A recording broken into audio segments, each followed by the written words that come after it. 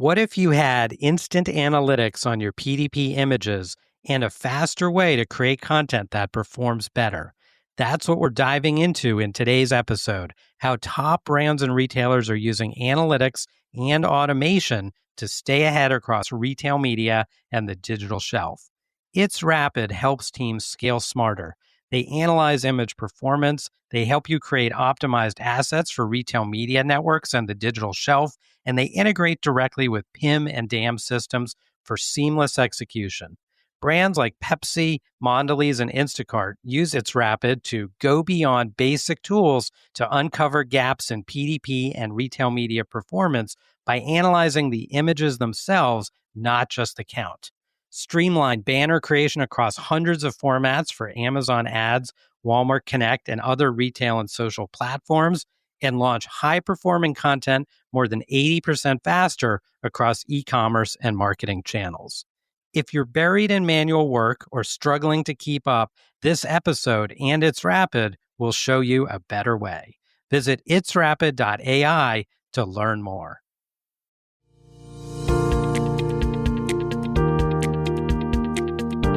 Welcome to Beyond the Shelf with Dave Feinlieb. This show is an open exploration of the people and process behind e-commerce. Through conversations with innovators in the space, we learn the stories of these leaders and their strategies for e-commerce success. We publish new episodes every Tuesday morning, so be sure to subscribe wherever you get your podcasts. And now, here's your host, Dave Feinlieb.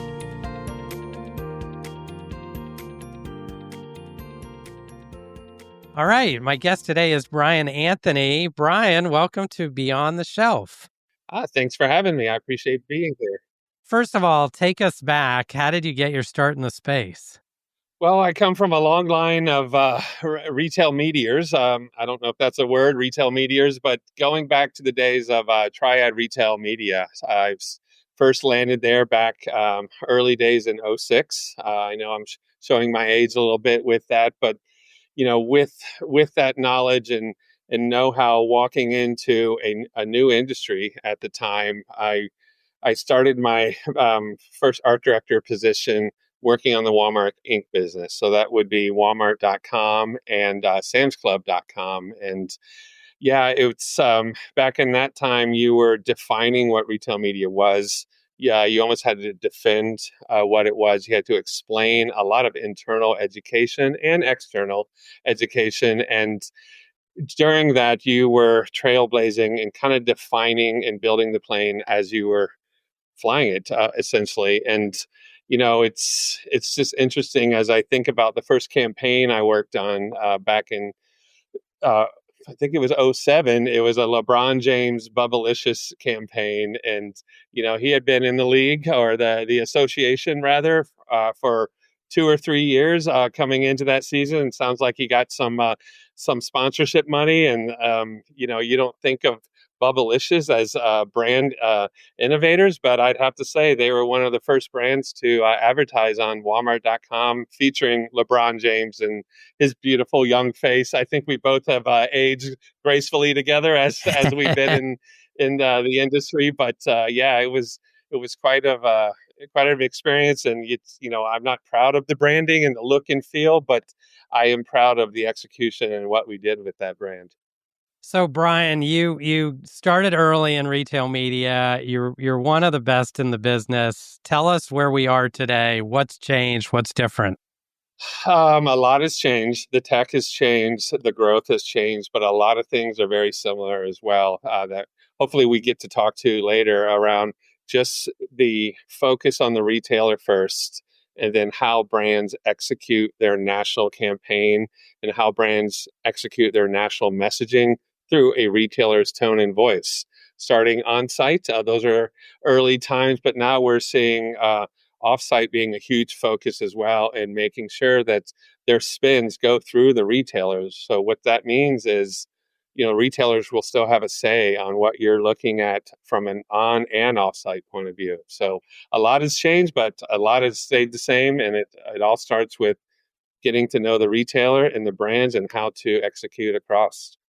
Will you give us Creative 101? What do you look for in great creative?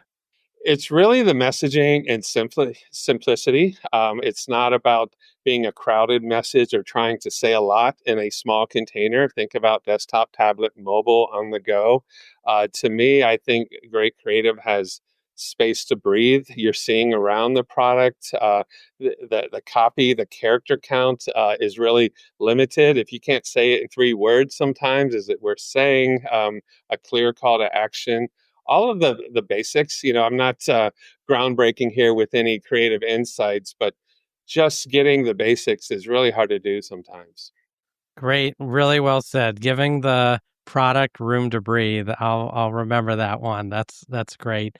Tell us more about data in the space. Brands are very focused on targeting and the data that they can put to work. Where does that come into play, and what's the balance between that and the creative? Yeah, of course. And I've heard some of your prior guests mention this as well. Data drives the insight, so that's great. The insight to define who and what we're displaying through the creative drives the creative brief. But ultimately, what data supports is what's happening in store if you're activating on a specific retailer, and then where is that retailer activating off-site. So when I say in store, it's on the .com, but as we know, still to this day, a huge amount of sales, most of the sales are still happening in store. So what are we doing on site, off site to drive that message, whether it's promotion or new in store, or a new product launch? What are we doing to make sure that we're driving that message so they can transact in the physical store a lot of times? This is great. And tell us more about creative. A lot of times we hear about search, of course, but we don't hear as much about how creative can be used as a differentiator. How do you think about that? Yeah, well, as I think about it, there's many factors that go in when considering developing creative for a retailer. If you're thinking about the retailer side, you're focusing on their templates, their site complexities, their messaging, their content, their brand guidelines, their strategy from a homepage point of view, from a category point of view. You're dealing and focusing on their UX best practices from a site. Their platform technology often helps develop that. And then just the publisher or the retailer creative direction as it relates to seasonals or any kind of center that they're running. So that's like a retailer focus. You think about like the brand must-haves, you have national agency influence, you have limited or specific assets that may exist on those specific retailers, offsite spec development done by different agencies that may not know a retailer, so it's quite often off spec, and then the blocking and tackling of legal copy, approved SKUs. A SKU happening in a warehouse is obviously not the same SKU happening in your local store. Think about a brand and their cross-channel expectations. Why is it working on retail media but not working in my social? So that it's all one spend, it's all one retailer. Why aren't we working here? And then some of the brand seasonal cues and their tone and voice, like obviously brands have their own look and feel too. How is that relating to the retailer? And then finally, you think about the retail media side of the business. It's commitment to your sales goals. It's page hierarchy and the medium plans that go with that. It's banner zone scheduling. What is happening from the frequency on the homepage all the way down to the bottom of the homepage. Category initiatives as well. Multiple sets running at once. You don't want one creative on the top of the page say the exact same thing at the bottom or in the category too. So that funnel and that creative messaging needs to change uh, all the time. And then how are you aligning with, as mentioned, the offsite as well? So is your offsite messaging driving that click strategy back to the retailer? And once that you're there, do you feel like that is what I'm looking for? That's what I clicked on. A lot of factors there. A lot of factors, a lot of approval processes, and I think as you look at, you mentioned the data and the tech, a lot of it still breaks down to the creative process, like who is approving this, who is not approving it. Most importantly, I've seen so many campaigns trip at the finish line because we didn't align with the site experience, or we didn't align with the creative, or our marketing message or our advertising message clashed with the site story that was happening that day. And retailers care a lot about their brands just as much, if not more, than the brands care about their brands. So you think about making sure that you're aligning with their messaging, and in fact, hopefully influencing their messaging as well. What can brands do to get ahead of that and maybe make sure that they're increasing that alignment? Yeah, the alignment, really starts with knowing the retailers. Understanding their strategic placements within store is important. Understanding their co-op marketing play. What is happening with co-op marketing versus retail media or commerce media? How is the brand alignment and the data sharing happening between the brands and the retailers as well? So that starts, that's the data play. That's knowing the business. From a brand activation point of view, it's having the right templates, having the right templates in place, getting to know the creative who would be approving said messaging, and then ultimately the site experience. How is the user experience getting or being enhanced by your creative? We used to think our thoughts when we were building some of this was like, how are we protecting the customer experience? Does our strategy define or increase the customer lifetime value? Are we delivering a simple end-to-end experience that puts the customer in the driving seat or in control? It's always customer focused. Are we developing experiences that maximize the ROI and remove waste in the media spend? Is the creative strategy based on insights? I mean, you mentioned data, and it needs to start with the insights from the retailers and from the RMNs that you're working with. And then ultimately, as mentioned, is it synergistic with the retailer brand from a look and feel, a tone and voice, and just a perspective from a customer-centric point of view? And then finally, are we driving the basket? Are we driving conversions? Yeah, we're selling advertising, but we're also selling product and, just conversion.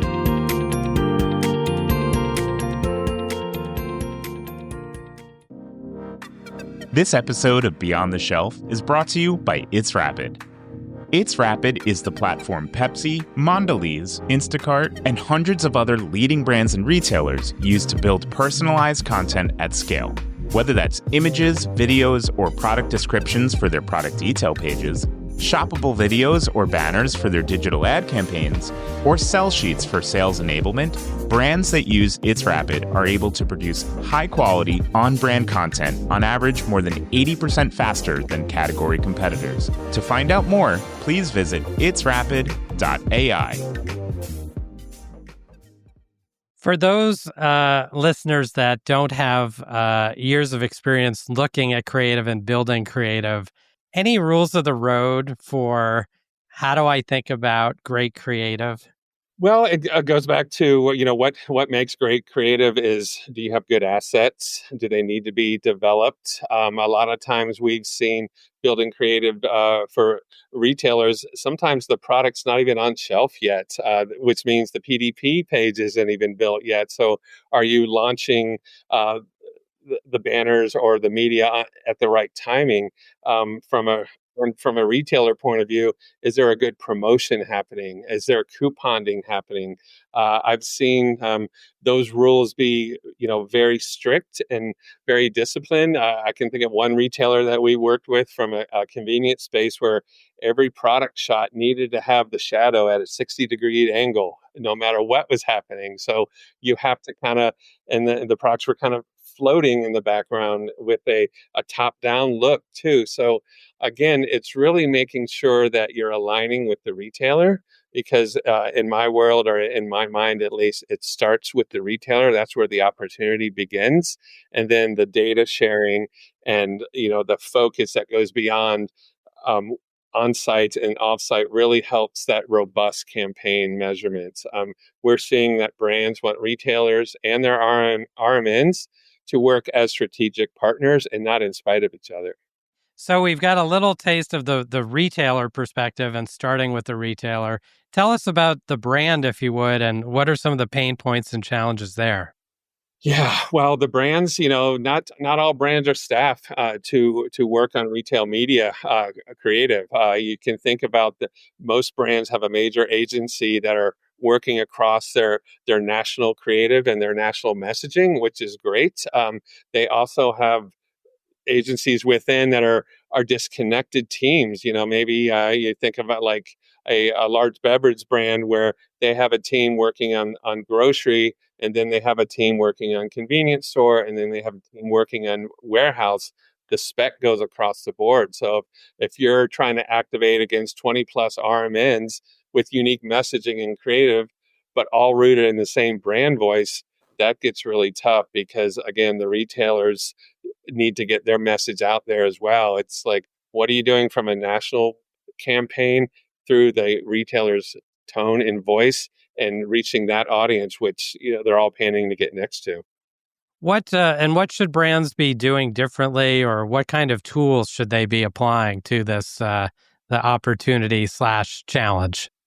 Yeah, I mean, it's all about, operational costs too. So making sure we're finding tools that allow for those nuances for each separate retailer. Obviously, templates are important, but templates with flexibility, templates that change. Thinking about each retailer that I've ever worked on, they've gone through a site redesign every 6 months, or there's something that didn't work from an e-commerce point of view, so they have to shift. Knowing that these sites are ecosystems on their own, they're focused on moving product. They're focused on, again, driving in-store activation. And if the brands and the templates that we're working with don't flex with them, then you're kind of behind the ball. You're cutting into those operational costs, as mentioned, and you're not solving for the inefficiencies that come across. So it's about rapid asset production, scalable templates, all around audience-driven creations. You have a great line, which is that creative, it makes the data work harder. Will you elaborate on that a little bit? Yeah, I mean, to me, it's like using data and AI to scale your retail media is critical. Your commerce media, your creative, your media. But when we all have access to the same data, the same AI models, it won't be the data that differentiates you. It'll be the creative and the content and the ideation around that. So as we move into this data-driven AI co-pilot world, we're still going to need the thoughts and the prompts that go with the brands that help that brand voice go out there. So tools are great, but at the end of the day, knowing your retailer and knowing how to activate your brand at those retailers are still going to win the day.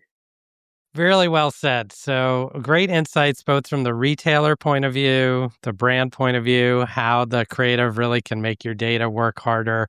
How are you thinking about the future of the space? You've sort of seen it grow and progress. What's on the horizon? Well, I think making sure that you're working with the retailers, knowing that the creative strategy is part of their strategy as well. So making sure that we're considering not only measurement but insights, and driving that focus all the way up to beyond what you're building once sold. Like, I'm a huge fan of being focused on sales enablement. As an RMN, you want to work closely with your retailer as a business, which starts with sales. Like, nothing happens until someone sells something. So as we work with new business and the onboarding and the publisher marketing and the retail marketing teams to support that sales enablement, you get to know the brand, you get to help pitch the creative, you get to show new opportunities on and off site from a retailer point of view. And coming up in my career, it was always get as close to sales as you could, because sales helps drive the brands to spend. Brands drive innovation, and with innovation drives innovation on site, in store, and in app as well. Brian, so great. So many topics I could cover with you. I have a few quick, rapid rundown questions for you. The first of which is, what's one of your favorite creatives or your favorite creative that you've gotten to work on? I think back in the Walmart times, we worked on a sports shop. So it was team sports. So Walmart had their licensing for college and then pro as well. But those brands didn't. It was a licensing, so they didn't have the funds to really drive a full campaign. But we ran it like a co-op in a sense that we went to and visited each team sport headquarters, whether it's NBA or NFL, and then the NCAA, and then we built a shop from that. So it was really one of that, the water rises all boats, where they all pitched in, a certain amount, and then we built a center on Walmart.com, and then on-site banners and off-site too. So it really brought acknowledgement to on-site team sports and local sports as well. And it was, really satisfying as a sports fan myself. One other one, and maybe a shout out to our partners at Instacart. They have this great line, which is "What's always in your cart?" I'm curious, what's always in the Brian Anthony cart? I would say probably car parts. I'm a car enthusiast as well. So, one of the favorite retailers I've worked on in the past was AutoZone. Amazing people over there. So it was a passion of mine to work on that business because when you're in the zone, you're focusing on their branding and where they have gone from a different point of view, and it just really helps to care about the brand as much as I do about cars. So if you could pick any car to go drive for a weekend, what would it be? I would rather be driven. No, I'm just kidding. I love it.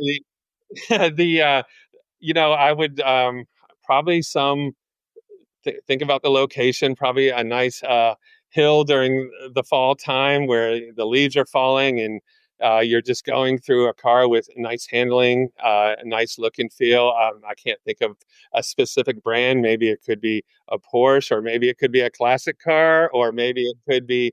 I'm not really a motorcycle guy. I feel like those are a little too dangerous for me because I do like to have music playing as I drive as well. So as I think, to answer your question, it's probably some classic car with the windows down and just cruising through. This, I think, is probably what is one of the reasons you're so brilliant as a creative strategist is here I am asking about cars, expecting you to tell me about, I don't know, horsepower or engines or something like that. And where you started was the context. And that's probably, I imagine, what you apply when you look at a product and building out the creative for it is like, what's the context for that product? That's true. You look at the finish line and then work backwards.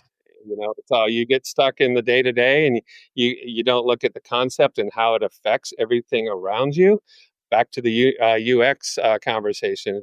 Check the finish line, work backwards, work with a good team, build a tribe. I've worked with some amazing people in my life. Again, starting back from Triad all the way up to my recent role, and I'm just feel honored to work with such great people in the industry like yourself. Well, Brian, it's been a pleasure having you with us today here on Beyond the Shelf. I hope you'll come back again soon. Thanks for having me.